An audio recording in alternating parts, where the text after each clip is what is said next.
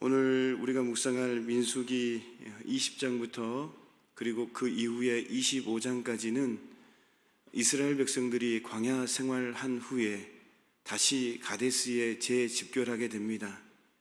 가데스에 재집결한 후부터 모압 평지까지의 행군에 대한 기록이 바로 민수기 20장부터 25장까지 기록되어 있는 말씀입니다. 오늘 우리가 나누고자 하는 말씀은 믿음 없는 불신앙은 하나님의 은혜의 때를 지연시킨다라는 것입니다. 오늘 첫 번째 말씀은 믿음 없는 불신앙의 모습은 하나님의 은혜의 때를 지연시킨다. 오늘 1절 말씀을 보면 첫째 달에 이스라엘 자손이 신광야에 이르러 가데스에 이르렀다라고 말을 합니다.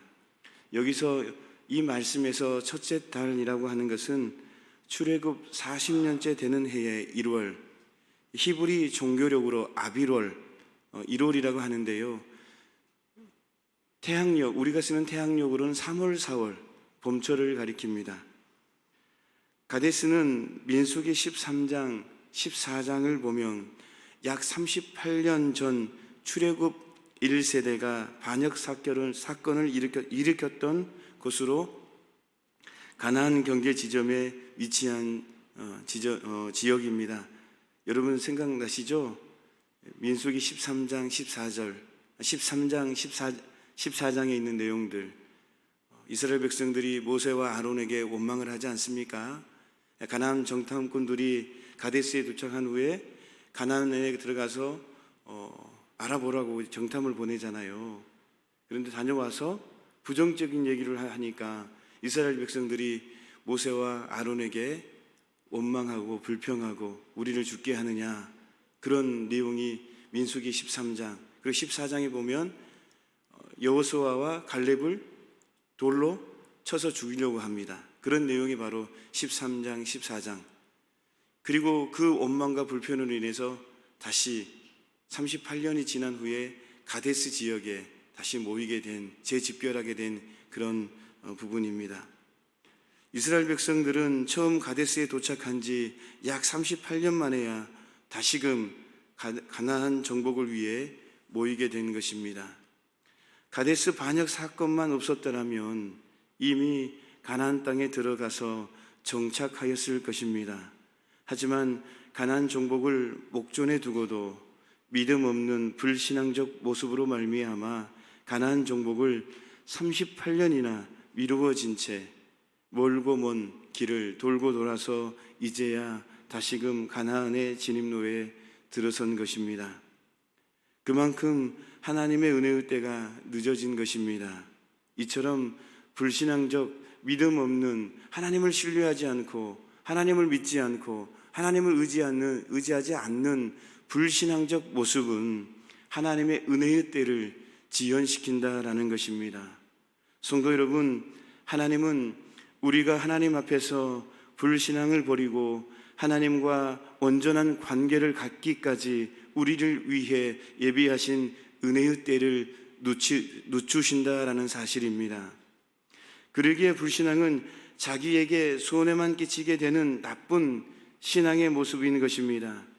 사람들은 어려운 일을 만나게 되면 하나님을 더 의지하기보다는 원망하고 불평하기를 잘합니다. 심지어는 하나님을 떠나기까지 합니다. 그러나 그렇다고 해서 상황이 좋은 쪽으로 바뀌는 것은 아무것도 없습니다. 오히려 상황을 악화시켜 자신에게 더욱 큰 고통만 가져다 준다라는 것입니다. 우리가 하나님을 신뢰하지 않는 한 하나님의 은혜의 때는 오지 않는다라는 것입니다. 그러므로 성도 여러분, 어떠한 경우에도 불신앙적인 모습이 나타나지 않도록 우리는 영적인 긴장감을 가져야 될 줄로 믿습니다. 평안할 때나 고난을 당할 때나 변함없이 한결같이 하나님을 의지하고 신뢰하시기를 주님의 이름으로 축원합니다. 특별히 고난의 때일수록 더욱 하나님을 신뢰하며 하나님의 은혜의 때를 기다리시기를 바랍니다. 그리하면 하나님의 은혜의 때가 속히 임하여 고난에서 건지시고 영광스럽게 하실 것입니다. 사랑하는 성도 여러분, 불신앙적 모습은요, 하나님의 은혜의 때를 더욱 지연시킨다라는 사실을 기억하심으로 말미암아 오늘도 승리하시기를 축원합니다. 두 번째 말씀은 성도는 하나님의 은혜로 살아야 된다라는 것입니다. 하나님의 은혜로 살아야 된다.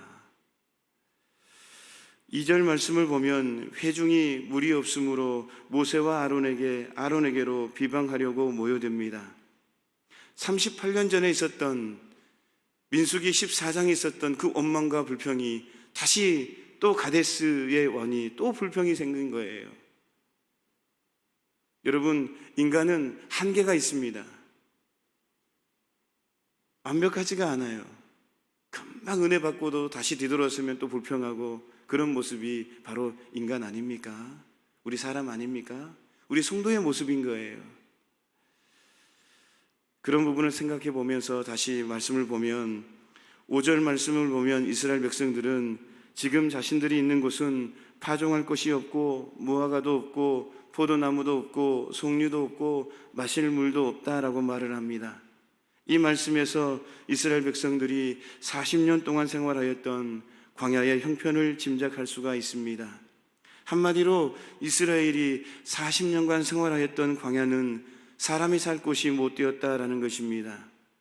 만약 이스라엘 백성들이 스스로의 힘으로 광야 생활을 하려고 했다면 조금도 존재하지 못하고 거기서 다 멸망하고 말았을 것입니다. 그럼에도 불구하고 그들이 광야 생활 40년을 무사히 보낼 수 있었던 이유가 무엇입니까? 바로 하나님의 은혜 때문인 줄로 믿습니다. 하나님은 이스라엘이 광야 생활을 시작하는 순간부터 마치는 순간까지 그들과 함께 하시며 만나와 메추라기로 먹이시고 반석에서 물을 내어 주셨습니다. 또한 옷과 신발이 헤어지지 않게 하셨으며 광야의 온갖 위험으로부터 보호해 주시고 인도해 주셨다라는 것입니다. 이스라엘은 하나님의 은혜가 조금도 그들 가운데에 떠나지 않았기에 멸망하지 않고 온전히 보존되었다라는 것입니다. 성도 여러분, 이러한 사실은 우리들에게도 마찬가지다라는 것입니다. 오늘 이 세상을 살다 보면 우리가 살아가기에 어렵고 힘들고 버거울 때가 많습니다. 세상에는 우리를 만족해 할 만한 참 평안함이 없다라는 것입니다. 오늘 본문에도 마찬가지 아닙니까? 좀 전에 말씀드린 대로 38년 전에 있었던 그 원망과 불평이 돌고 돌아서 다시 그 가나안 땅 기님노에 다시 왔는데 또 불평하고 있는 모습을 보잖아요. 그런 모습이 인간의 한계 모습 아닙니까? 그래서 이 세상에는 참 평안함이 없다라는 것입니다. 만족할 만한 것이 없다라는 거예요. 세상에는 우리의 생명을 위협하는 것들로 가득할 뿐입니다. 이걸 우리는 인정을 해야 됩니다. 인지를 해야 돼요. 이 세상에는 하나님의 은혜가 아니면 안 된다라는 그 부분을 우리는 늘 마음속에서 인지해야 되고, 또 그런 가운데 우리 인간은 너무나 연약한 존재이다라는 부분을 또 인정해야 되는 거예요. 이러한 곳에서 만일 우리 스스로의 힘과 능력으로 살아가야 한다면 우리는 좌절과 절망만을 경험하다가 멸망하고 말 것입니다. 그럼에도 불구하고 우리가 이러한 광야와 같은 세상에서도 안전하게 보존되며 나름대로 기쁨과 만족을 얻을 수 있는 이유가 무엇입니까? 그것은 하나님께서 우리와 함께 하셔서 우리를 세상의 온갖 위험으로부터 보호하시고 모든 필요한 것을 공급하시기 때문인 줄로 믿습니다. 성도 여러분, 우리는 하나님의 은혜로 세상을 살아갑니다. 인정하십시다. 이 사실을 분명히 깨달아 알고 있어야 될 줄로 믿습니다. 그래야 광야의 이스라엘 백성들처럼 하나님을 원망하거나 불평하지 않으며 오히려 감사와 찬송을 드리게 될 줄로 믿습니다. 감사하지 못하고 도리어 불평과 원망을 하는 것은 자신이 살아가고 있는 것이 하나님의 은혜라는 것을 알지 못하기 때문에, 그래서 우리가 뒤돌았으면 다시 원망하고, 뒤돌았으면 또 불평하고, 인간의 한계이지만 이 그런 모습 가운데 우리의 믿음에 대한 부분들 늘 우리가 말씀으로 충만하지 못하고 은혜로 충만하지 못하면 늘 뒤돌았으면 불평하고 하나님의 은혜인데 또 까먹고 그렇다라는 것입니다. 그래서 우리는 늘 이러한 사실들을 인지하고 마음에 새겨야 될 줄로 믿습니다.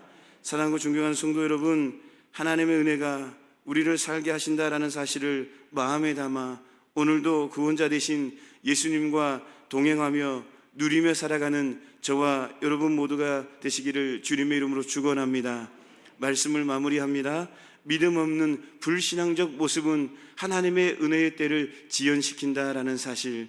두 번째 말씀은 성도는 하나님의 은혜로 살아야 된다라는 그러한 말씀입니다. 이 말씀을 가슴에 새기시고 오늘도 승리의 삶을 살아가는 저와 여러분 모두가 되시기를 주님의 이름으로 축원합니다. 기도하겠습니다. 하나님 아버지 감사합니다. 우리의 모습들 가운데에 불신앙적 믿음 없는 모습들이 있습니까?